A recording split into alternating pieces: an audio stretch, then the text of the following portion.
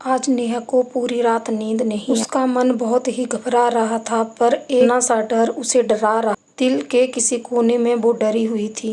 सुबह के 4 बजे अभी उसे नींद आई ही थी। माँ की आवाज आई, अरे नेहा बेटा चाय। और जैसे ही वो बाहर आई, माँ ने पूछा, बेटा अच्छे से सोई नहीं? तभी नेहा कहती है, माँ नींद नहीं आई, पूरी रात बेचैनी से।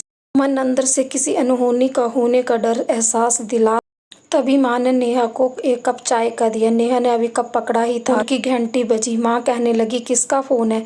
तभी साहिल कहता है, माँ नेहा से फोन है, जीजू की तबीयत थोड़ी खराब ठीक नहीं है, इसलिए दीदी को बुलाया है, चलो अभी निकलना होगा। पर बेटा परसों तो इसका पेपर है, कोई नहीं आएंगे। नेहा जैसे ही तैयार होने लगी, सबसे पहले उसका मंगलसूत्र टूट गया, फिर सिंदूर फैल गया। नेहा घबरा गई और उसकी माँ को बताने लगी, बातें कर रही है, जल्दबाजी में काम करने से ऐसी चीजें हो जाती। गाड़ी निकालता है और सभी को आवाज लगाता है, सारे नेहा के हैं। ससुराल के घर का रास्ता 5 घंटे का था।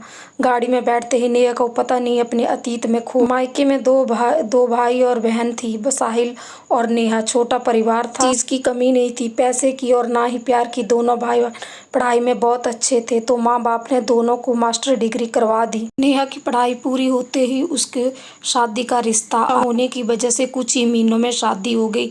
परिवार मिला, खास तौर पर नितिन उसे बहुत प्यार करता। उसकी खुशियों को 4 चांद तब लगे जब उसके घर में एक बेटी ने जन्म लिया।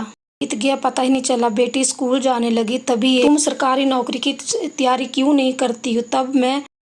तब मैं पेपर देने मायके ही आई हुई थी। मैं मायके में बड़ी खुश होके आती थी, पर पता नहीं मुझे इस बार नितिन की बहुत याद आ रही थी। मैं जब भी फ़ोन करती तो नितिन हाँ या ना में ही जवाब देता। पहले कभी भी ऐसा नहीं होता।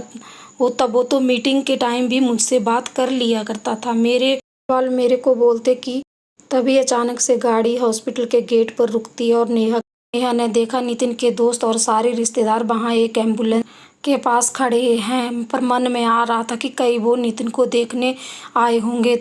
फिर मेरा हाथ पकड़कर उस एम्बुलेंस के पास ले गया जहां नितिन की डेड बॉडी। सामने अंधेरा छा गया और मैं बेहोश हो गई। जब नेहा को होश आया तो नेहा की चूड़ियां तोड़ रही हैं और नेहा के सामने नितिन की डेड बॉडी नहीं आ रहा था। जैसे तैसे 13 दिन बीत गए, सारे काम निपट गए। जैसे ही एक आलन बोल दिया कि अब आप यहाँ रहना तो सफ़ेद साड़ी और सादा खाना और कमरे के बाहर नहीं निकलना, किसी शादी शुभ कार्य में हिस्सा नहीं लेना। नेहा हैरान थी कि ये वही सास है जिसके जुबान पर हमेशा बेटी निकला बहू कभी नहीं समझ। बदल गया। हाथ तो तब हो गई जब मैंने एक नितिन की दी हुई ड्रेस पहन नेहा के कमरे में आई और कहा, अब तू इस घर में नहीं रह सकती।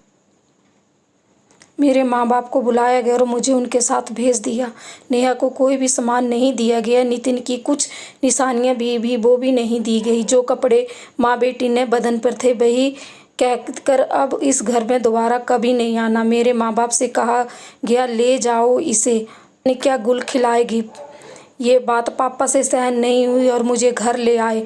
मायके में तो नेहा आ गई, पर आगे बेटी की कैसे देखेगी, उसका भविष्य क्या होगा को अंदर से ही खाए जा रहा था। तभी एक दिन उसने अपनी माँ का सूट सिला। जो मोहल्ले की औरतें उसे देखती वही तारीफ किए बिना नहीं रह सकती थी। फिर उसके पास काम आने लगा और देखते ही देखते वो एक रेडीमेड कंपनी के कपड़ों की फैक्ट्री की मालिक बन गई। आज वो अपनी बेटी के साथ खुश है। हाँ, नितिन की कमी तो है, पर बेटी है। आज नितिन जहाँ भी होगा बहुत खुश होगा, पर अपने माँ बाप के रवैये से दुख भी पहुँचा होगा। दोस्तों, ये कहानी आपको कैसी लगी? अगर अच्छी लगी होगी तो प्लीज़ सब्सक्राइब माय चैनल।